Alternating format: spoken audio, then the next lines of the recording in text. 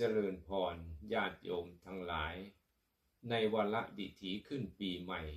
พุทธศักราช 2569 ปัจฉิตังสุขโขโหมิขอให้ญาติโยมทั้งหลายจงเป็นสุขยิ่งกว่าเก่า100 เท่าพันทวีขอให้คุณศีลนี้เข้าสวมกายขอให้คุณพระรัตนตรัยเข้าสวมจิตขอให้ปัญญาของโยมทั้งหลายนี้จงแตกฉานอยู่ในไกรห้องพระรักษณญาณผลศีลผลทานของโยมทั้งหลายนี้จงเป็นเอกฉัตรจงป้องกันอันตพาลภัยพิบัติอันตรายทั้งหลายขอให้มันพ่ายแพ้ขอให้โยมทั้งหลายจงชนะได้ด้วยคุณสัมปันโน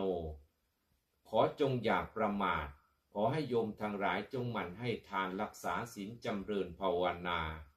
ให้มากๆจะได้เป็นสิริมงคลแก่ทุกญาติทุกโยมเทินเจริญพร